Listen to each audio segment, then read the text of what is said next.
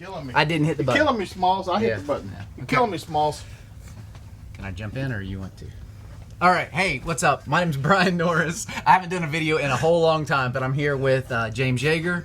Last time he did this, or 2 times ago he did this. So we're going to get a trend going. And basically, I have just finished 2 classes at Tactical Response. And I thought, hey, what if I asked Mr. James Yeager to look at some of my new to me stuff, tell me what I need to fix about it to be a little bit more squared away. So first up is one that I'm really unsure about. I've been shooting M14, not M14, M1A, whatever you want to call it. I've been shooting that in 308 guns. So I've got 2 308s. One's a DPMS, and this is, I'm not supposed to say their names anymore, I don't guess. Rock River. But you know what? It was a deal. And so there it is. And that's the thing. It works. The only thing I don't know about, sir, is it takes foul mags. Good, bad, doesn't matter. If you got foul mags at work, I can only imagine it's good. Okay. All right. They're relatively inexpensive. What would you change about this gun? And relatively available. I mean, well, first off, people say, what's it for? Yeah, what are you going to do? It's my squirrel rifle. Okay, we got to stop. Okay. Chipmunks. Well, the stock, number one. Okay.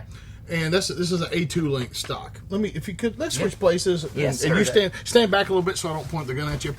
So the A2 stock, people think that this is fit for fighting. It's not. And they go, well, the Marine Corps had them.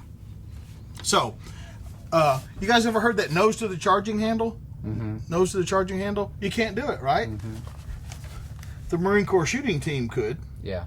And we don't, but we don't fight like this. Right. That's a shooting stance, not a fighting stance. Sure. So I would recommend a collapsible stock, like a Magpul.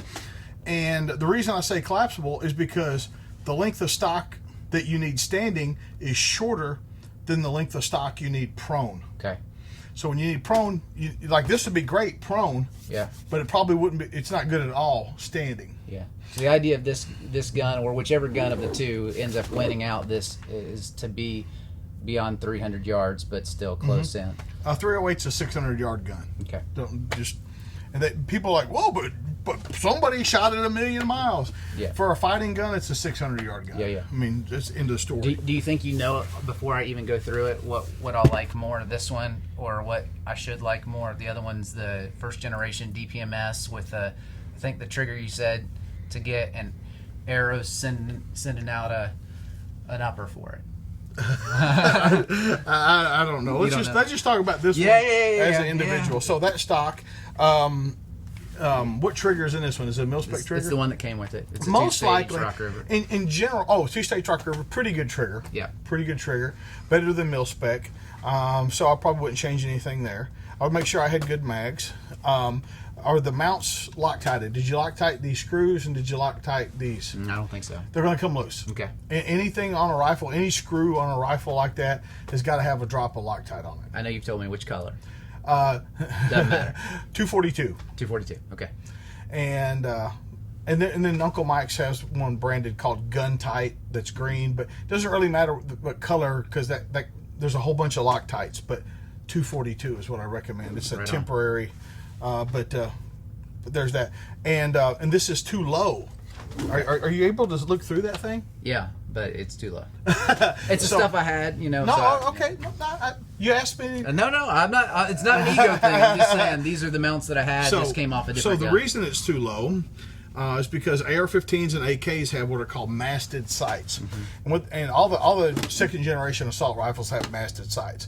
What they figured out in World War II with the low sights, like on the M1 carbine and such, is the barrel would get so hot, the mirage would come up, right, and you can't see your front sight, or it moves the front sight as you're looking through the mirage. Yeah. And so that all that second generation has masted sights.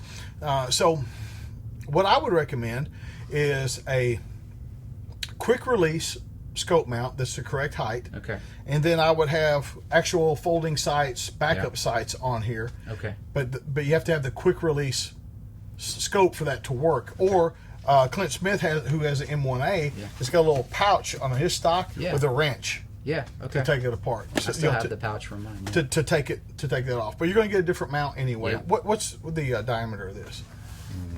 Feels like 30 millimeter. That's right. That's right. It's not 1 inch. And so It's the Vortex Viper. Well, this is already loose. I'm turning this with my finger. Yeah. Okay, we're gonna get that. I said it's a new gun. Hey, I'm asking you to shoot holes in it. We're gonna get it fixed. We're gonna get it fixed. Yeah, a releasable mount.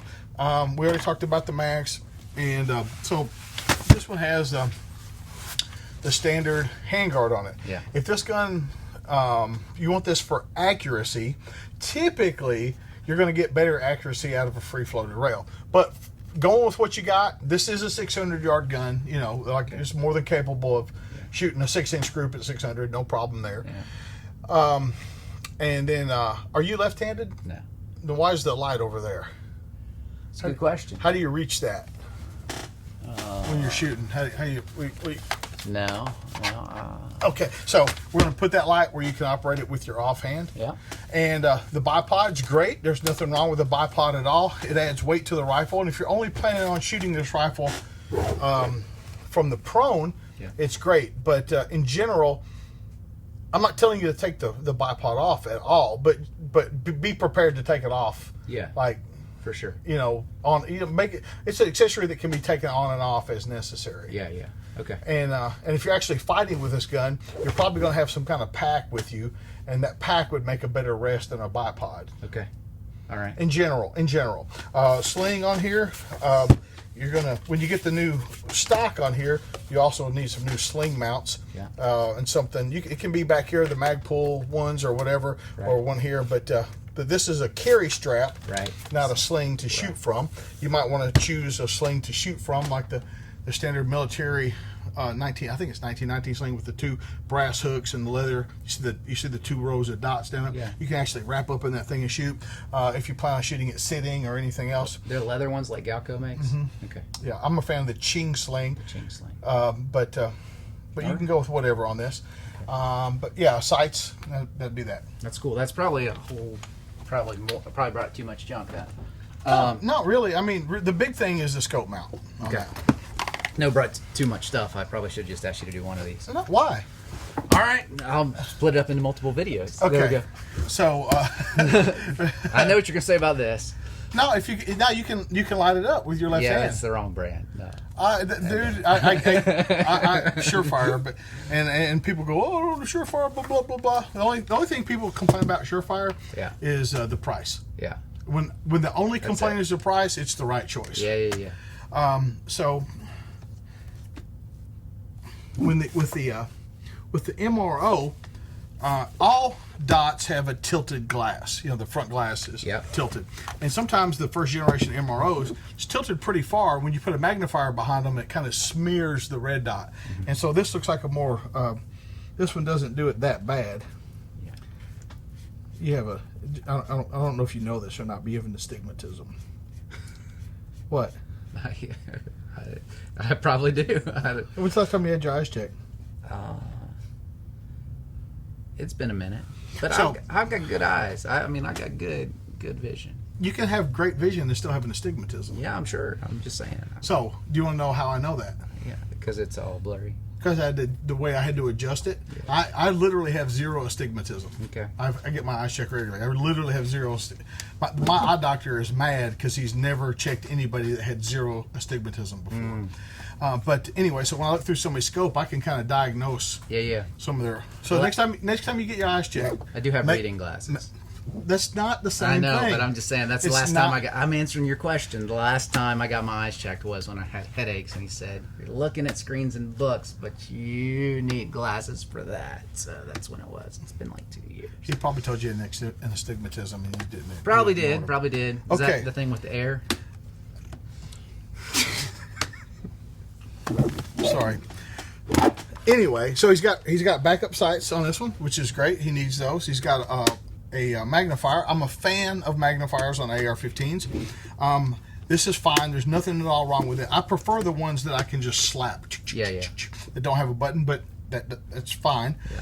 Got a good dot on here. Quick release knobs on here. You might say, well, why do you need a quick release if if it's see-through, if you can co-witness through the sight. Things happen to sights, they get cracked or broken or splattered with mud or something that's like prevents you from seeing through it. So just because you can see through it doesn't mean you might not need to take it off. So on this one we got a good sling that works, no problem there. This is a Daniel Defense rifle. Marty Daniel is a good dude. Yeah, you told me the story of how that's got started. Yeah, good dude. This is a good rifle. They build good stuff.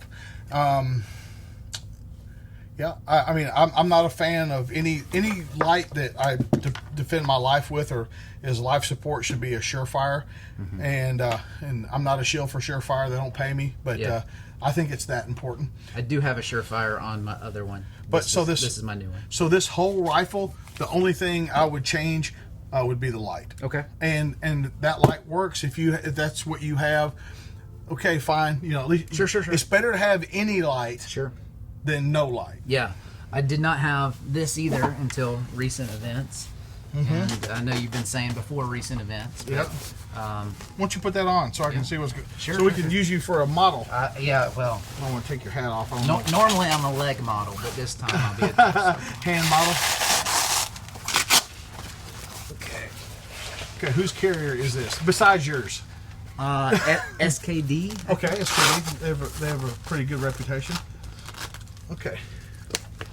So what I'm looking at right now, I don't see any tourniquet or medical gear. Is it my pocket? Oh, this is in here. That was the idea, was to have this on too. Did you? So what I told him was to watch my Modern Minuteman I did. series. So in the Modern Minuteman series, I have medical gear. I have a full medical kit on my rig and on my belt, because the thing is, you might not have time to put everything on, and if you hear that bump of the night, you might just throw your armor on. I'm glad you said that, because Laura, I need you to email Mr. Yeager and tell it. See, I told you I needed a med kit for this. Yeah. And here's the deal. I'm not blaming you. you. Just Laura. Laura.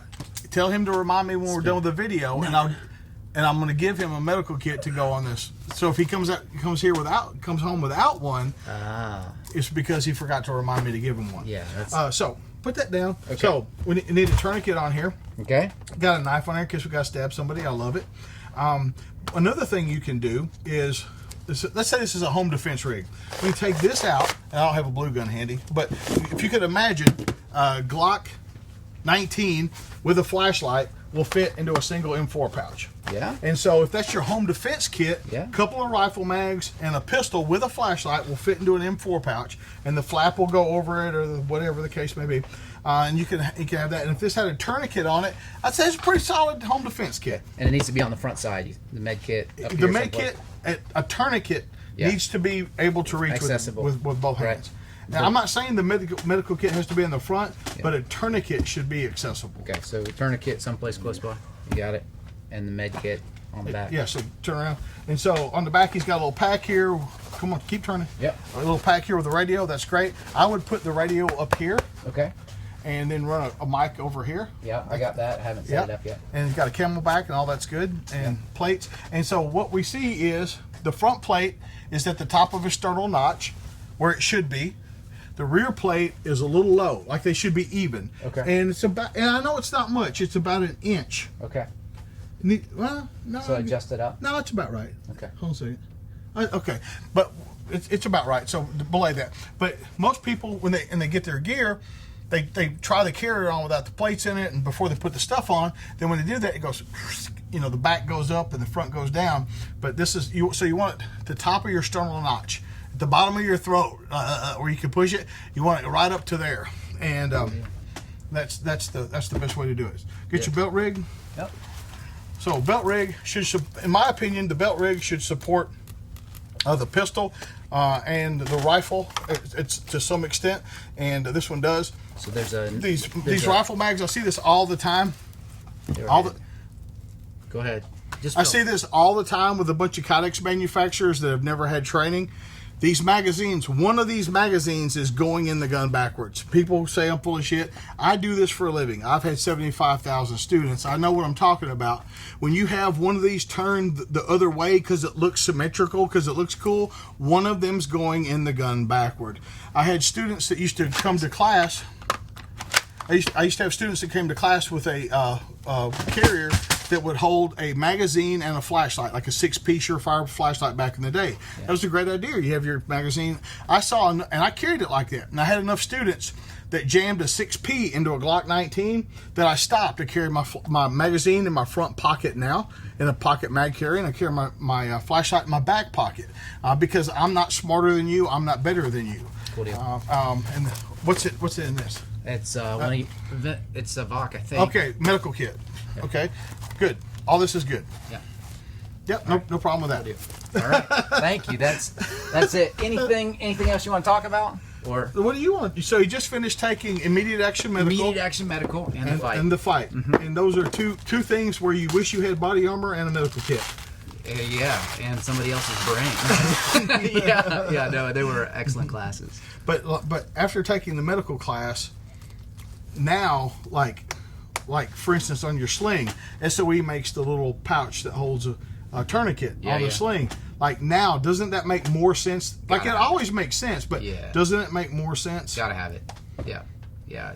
Tourniquets like everywhere. Right. Put them through my cars all over the place. Yeah. 100%. What else? I know it's my video. What? So the last class, the fight. I can't tell you how much the transition between taking fighting pistol.